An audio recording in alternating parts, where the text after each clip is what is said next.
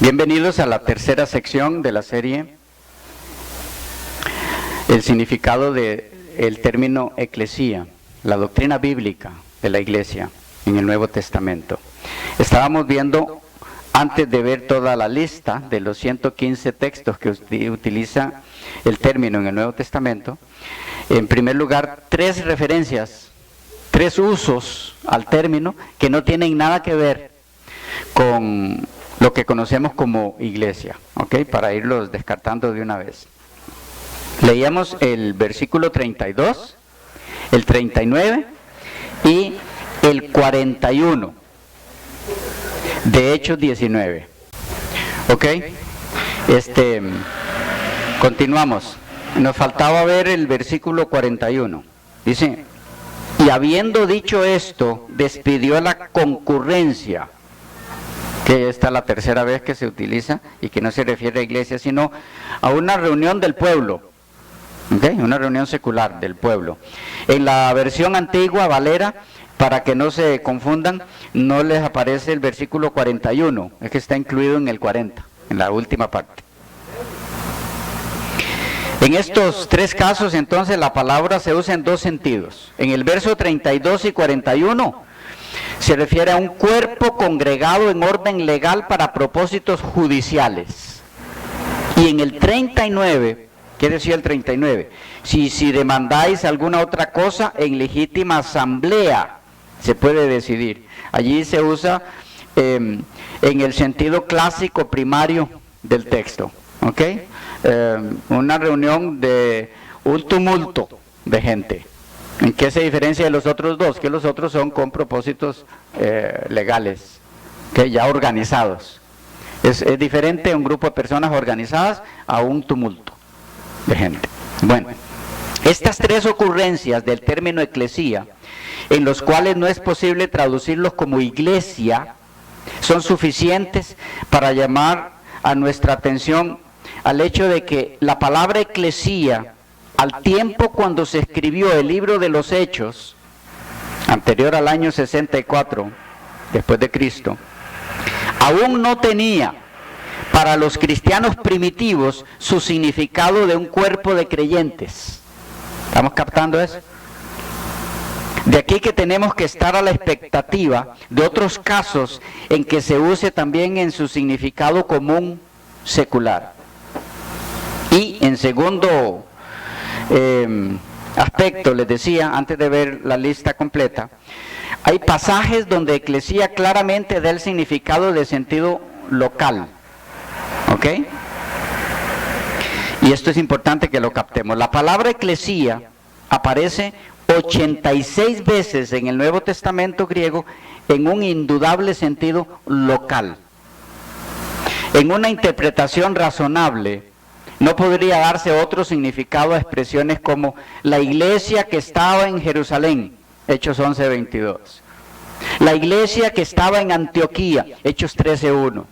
La iglesia de Dios que está en Corinto, 1 Corintios 2, etc. Todos estos pasajes designan la específica localidad de la iglesia y no dejan ninguna duda en lo que respecta al significado local del término. De allí que sea necesario insistir en que en el Nuevo Testamento el significado principal y mayoritario del término eclesía sea el de sentido local. ¿Por qué podemos saber eso? ¿En cuántas ocasiones se usa en ese sentido? 86 veces. ¿Y cuántas son la totalidad de veces? 115. Y si quitamos las 3 que ya vimos, que se usan en sentido secular, ¿nos quedarían cuántas? 112. Y de esas 112, 86 se usa en el sentido local. ¿Será que es claro el Nuevo Testamento en decirnos qué es la iglesia? ¿Me están captando el punto?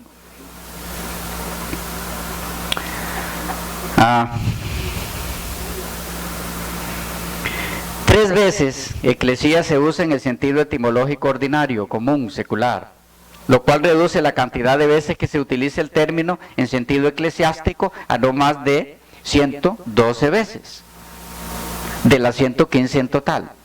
De estas 112 veces, 86 tienen ciertamente un significado local, lo que equivale a un 76% de su uso en todo el Nuevo Testamento. De aquí que cuando se consideran los otros 26 casos, que sería el 24%, hay un fuerte énfasis en favor del empleo local del término. Por otro lado, el Nuevo Testamento no solo revela que el concepto primario y mayoritario del término eclesía era local, sino que también señala, enfatiza la naturaleza de esta eclesía como una naturaleza local. Y esto puede verse en dos sentidos. Uno, había una organización definida de esa iglesia local. Hay claras implicaciones, según el eclesiólogo Dana, de que la eclesía estaba estructurada en una forma de organización más o menos definida. Y esto se deduce por tres hechos. A. Toda la eclesía de una comunidad particular, nos dice él, es descrita como teniendo una responsabilidad colectiva por la manera en la cual observaban la cena del Señor, como se describe en 1 Corintios 11, 17 al 34. Y pueden observar principalmente los versículos 18 al 20. 2. La eclesía ocasionalmente se reunía en un lugar con el propósito de celebrar culto. Hechos 11, 26, 1 Corintios 14, 19 y 23. Y C. La eclesía local tenía sus oficiales regulares y de estos había dos clases. Muy importante esta parte. Repito. La eclesía local tenía sus oficiales regulares y de estos había dos clases. Ancianos u obispos y diáconos. Eso era. Filipenses 1:2, Hechos 20:17, 1 Timoteo 3:1, etc. Son algunos de los textos que nos dan ejemplo de eso. Y en segundo lugar, eran un cuerpo autónomo. Cada iglesia local era un cuerpo autónomo. ¿Entendemos autónomo?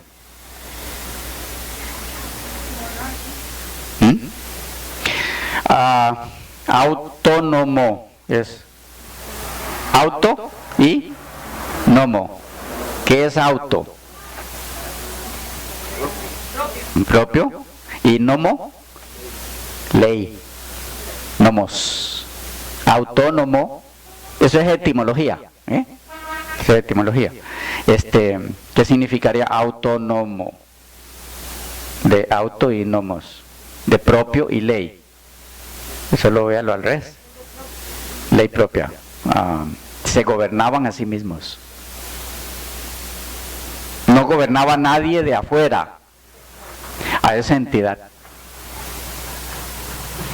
Eran autónomos.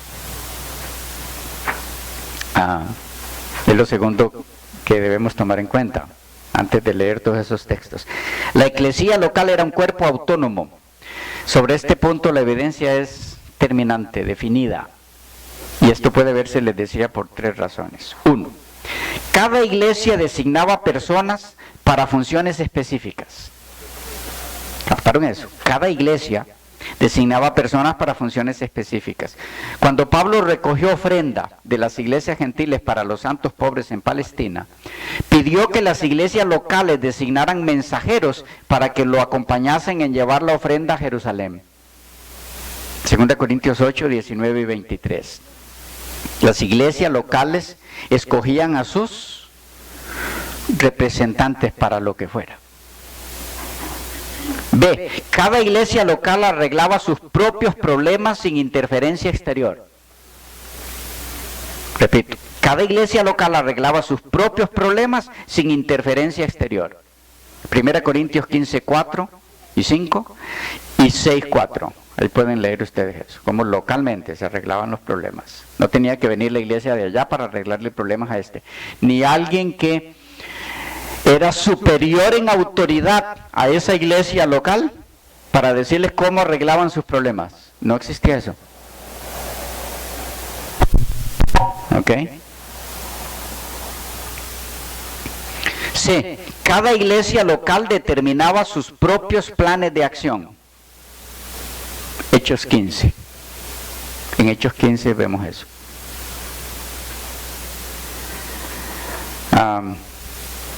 Una nota importante aquí y relacionada con Hechos 15.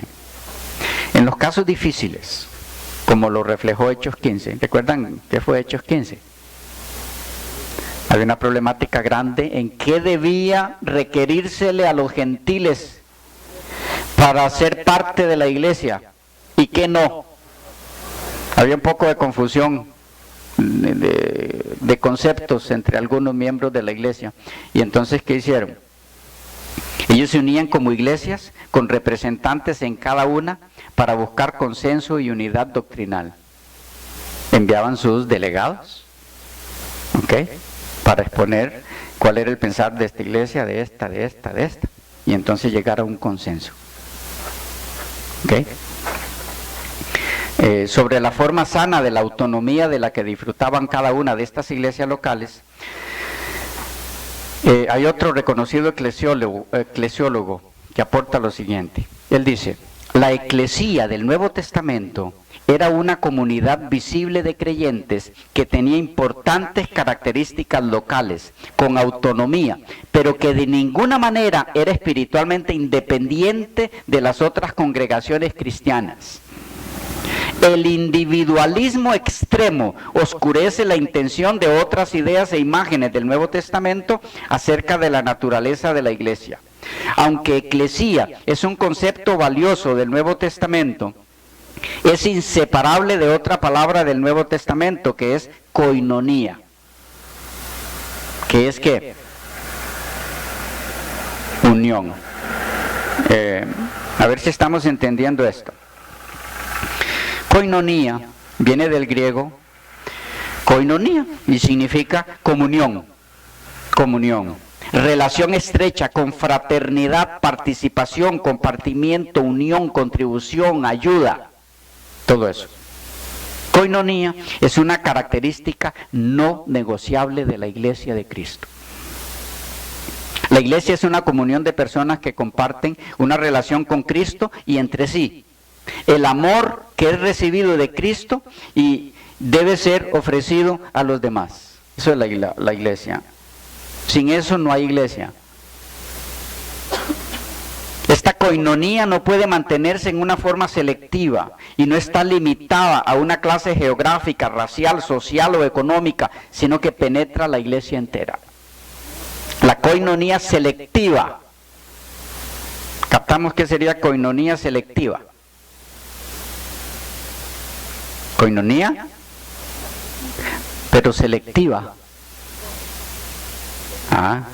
Nos dice este autor: la koinonía selectiva no es digna de la comunión de los santos. La palabra koinonía tiene varios usos en la Biblia, termina diciendo. Sin embargo, cada uso señala el factor central: la relación con Dios y con otras personas. No hay iglesia ni koinonía aparte de estas relaciones. Sobre esta koinonía o comunión e interdependencia espiritual y doctrinal, don Ernesto Trenchard dirá que, en principio, todos admitimos la unidad espiritual de la Iglesia universal, compuesta de todos los verdaderos creyentes en Cristo Jesús, según las claras enseñanzas y figuras de Efesios 4, 11 al 16, Romanos 12, 4 al 8, 1 Corintios 12, 12 al 31, etc. Pasajes que tienen sus vertientes locales, además de universales, ya que la iglesia local es reflejo y componente de la iglesia universal, reunida en cierto lugar geográfico, la local. Las figuras del edificio, del rebaño, de la vid y de la familia subrayan la misma unidad espiritual, pero la figura por excelencia de la unidad espiritual es la del cuerpo. por ser este tan manifiestamente un organismo indivisible, cuya mutilación causa horror. ¿Cómo reaccionamos ante un cuerpo mutilado? Con horror. Como algo que peca contra su naturaleza. ¿Qué está diciendo este autor y los anteriores que leímos sobre esto? Todo esto tiene que ver con la autonomía de la iglesia local. Y después de esto entramos en la lista de los textos. ¿Qué significa autonomía?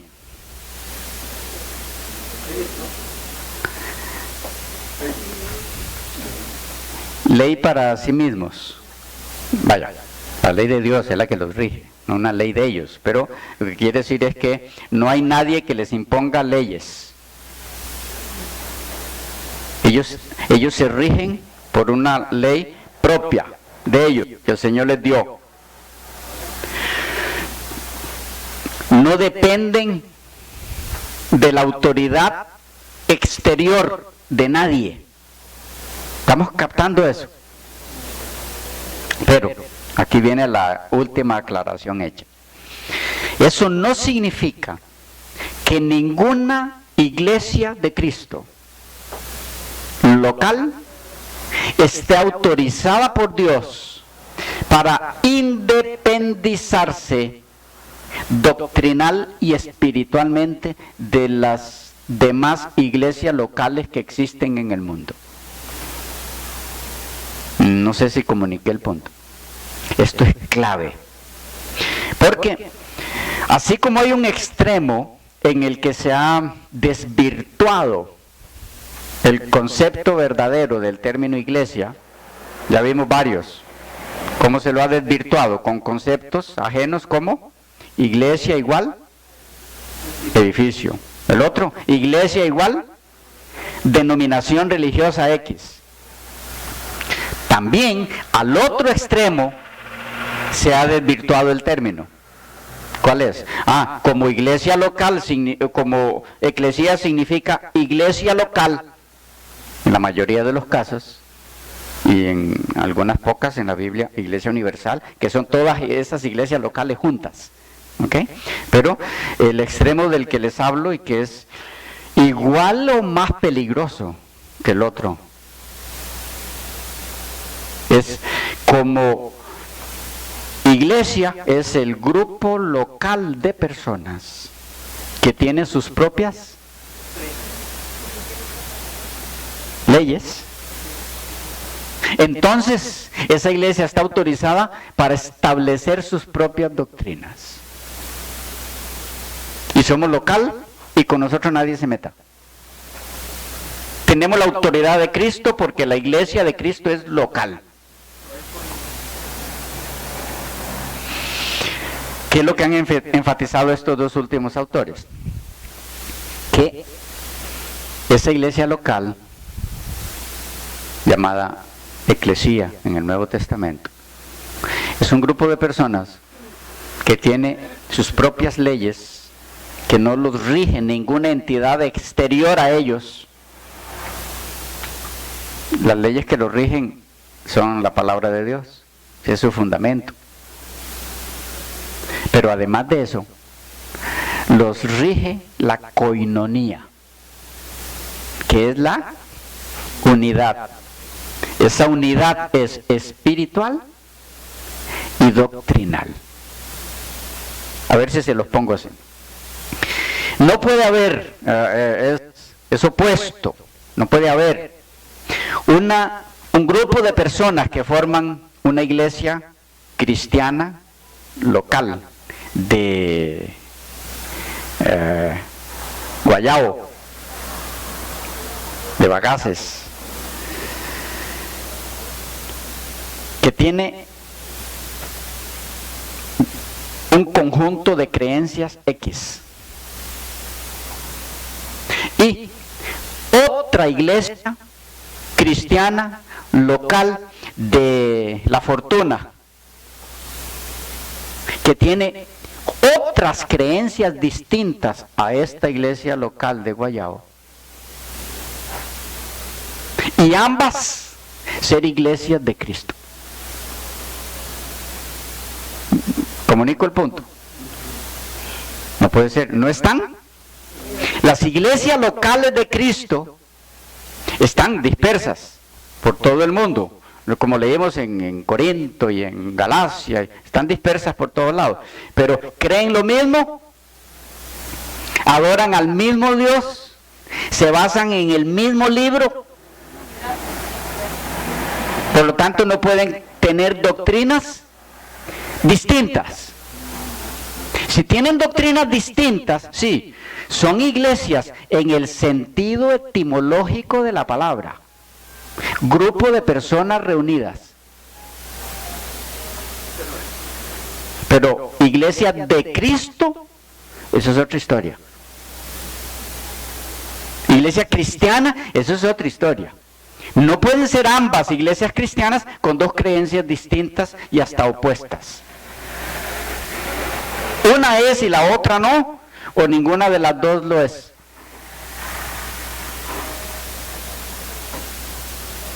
¿Estamos captando? Sí, preguntas, inquietudes, porque esto es clave, este punto es clave,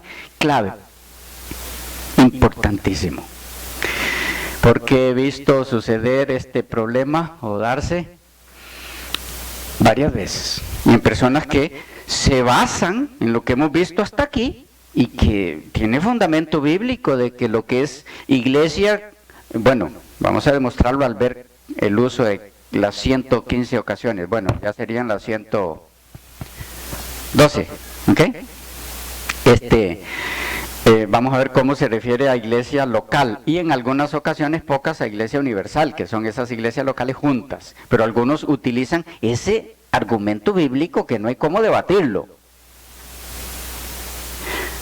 para irse al otro extremo, igual de errado o peor que les mencionaba, para identificarse como iglesia de Cristo, pero al analizar sus doctrinas no se basan en el libro que se basa la iglesia cristiana, la Biblia.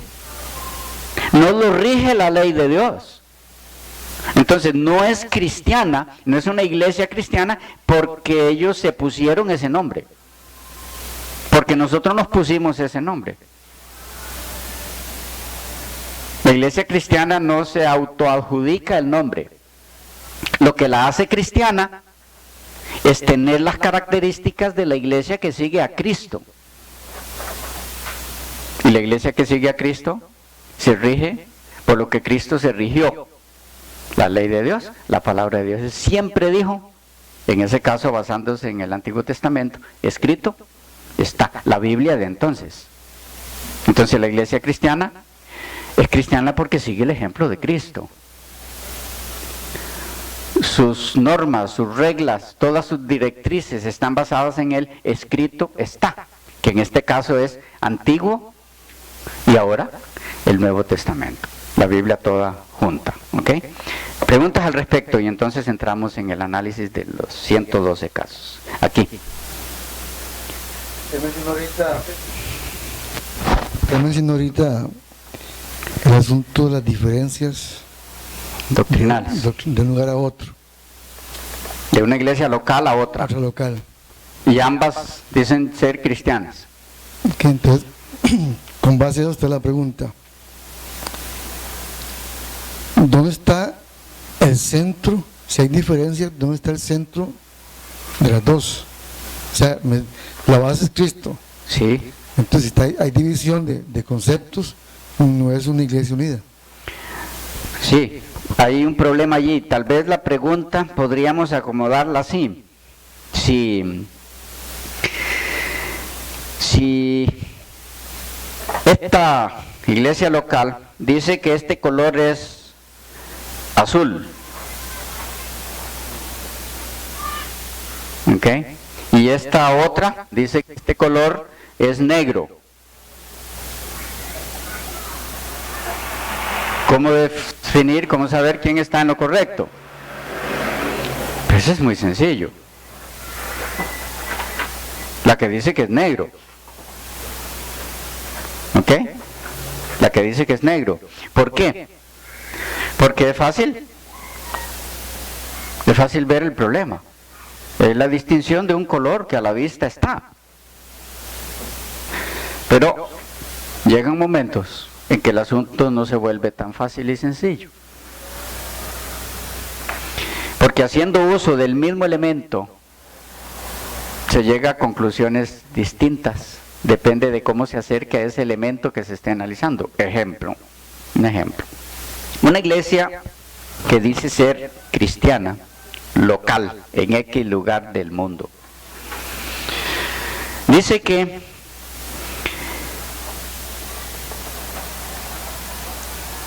los 10 mandamientos de la ley de Dios están vigentes para el ser humano todavía.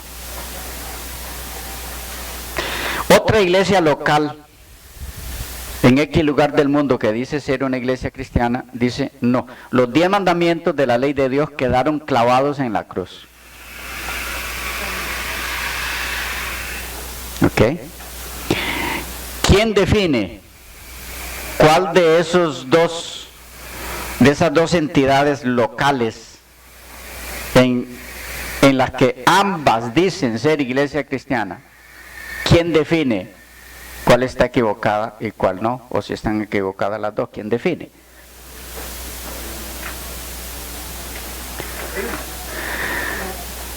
Tiene que definir la Biblia. ¿Dónde está el problema? Que ambos dicen basarse en la Biblia. ¿Ven? Aquí es más complicado como decir si esto es negro o azul. Ese es fácil. Pero cuando ambas dicen, no, es que la Biblia dice. Clavándola en la cruz. Habiéndola clavado en la cruz. Colosenses 2:14 al 16. La otra dice, no, porque la Biblia dice, no he venido a abolir la ley ni los profetas. Y entonces, ¿quién define? ¿Me están captando el problema? Porque así vamos a encontrar un montón, una cantidad inmensa de iglesias locales que dicen ser iglesias cristianas, pero cada una con sus propias creencias. No puede ser. No puede ser. La iglesia de Cristo está unida en creencias, cree lo mismo, no importa en qué lugar del mundo esté. ¿Quién define? Una de las dos está equivocada, o de las 3 o 4, cuantas sean.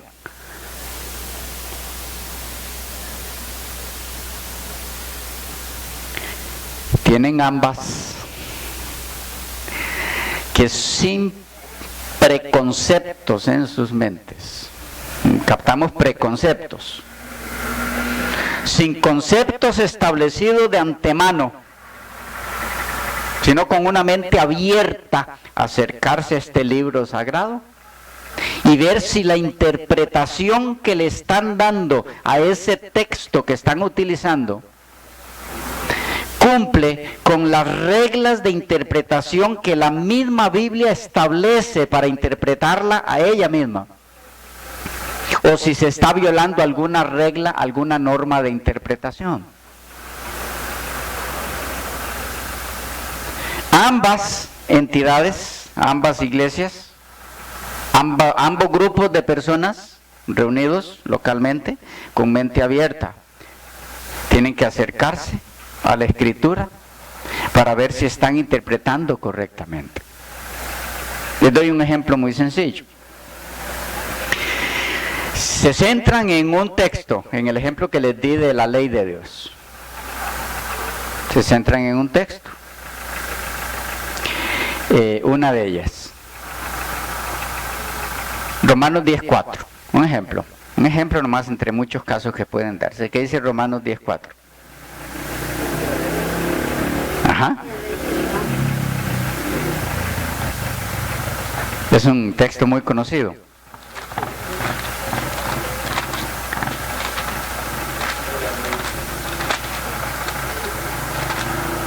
Porque el fin de la ley es Cristo, para justicia todo aquel que cree. La iglesia que dice, quedó clavada la ley de Dios en la cruz del Calvario, se centra aquí y dice, ahí está. El mismo Pablo, el principal, si podríamos decir, teólogo de la iglesia apostólica, viene y dice aquí, el fin de la ley es Cristo. Es decir, Cristo acabó con la ley. Y así está escrito. Pero entonces el otro grupo viene y le dice a este grupo, sí, el texto está ahí, está escrito, pero lo que se está interpretando está mal interpretado. ¿Por qué? Porque resulta que una palabrita de esa frase, que es fin, en el griego la palabra telos, ¿ok? El significado, vaya, hay dos sentidos para fin en telos. Hay dos significados para el término fin en el griego. Uno es fin de acabar y otro es fin de propósito. Fin de propósito. Por ejemplo, ¿con qué fin estamos reunidos aquí? De adorar a Dios, de estudiar su palabra. Cuando usted llegó al lugar donde iba, ¿qué pasó con su viaje? Llegó a su fin. Son dos significados distintos para fin. Entonces hay que ver aquí cuál de los dos significados es que se le da a fin. ¿Es Cristo acabó con la ley?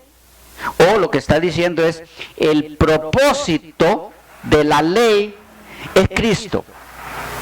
Bueno, muy fácil. ¿Cómo dar con cuál de las dos interpretaciones es? Muy sencillo. Muy sencillo. Adoptemos una primero y luego la otra para ver cuál tiene sentido y cuál no. Adoptemos Cristo acabó con la ley. ¿Qué quería decir acabó con la ley? La terminó, la caducó, los 10 mandamientos ya no existen. Ya no deben regir al cristiano. ¿Cuál es el problema que tenemos? Que si los 10 mandamientos ya no rigen al cristiano, si eso es lo que está diciendo Romanos 10:4, entonces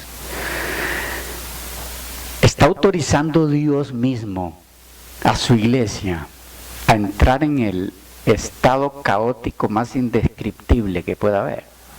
Está diciéndoles que entre ellos y en la sociedad donde viven ya no debe regirlo su ley. Ahora pueden matar, robar, adulterar,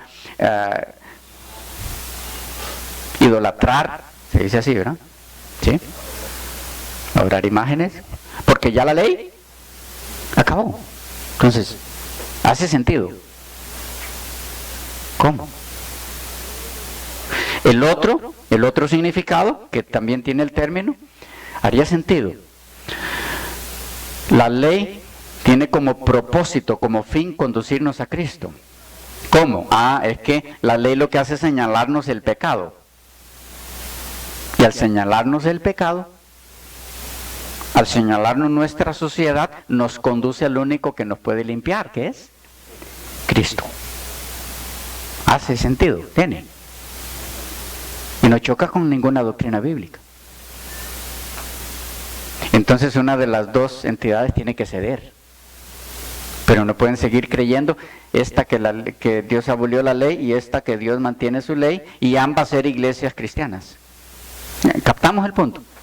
Con un ejemplo así simple, sencillo. No puede tener creencias contrarias. Que son una entidad local no significa que localmente pueden creer lo que se les ocurra.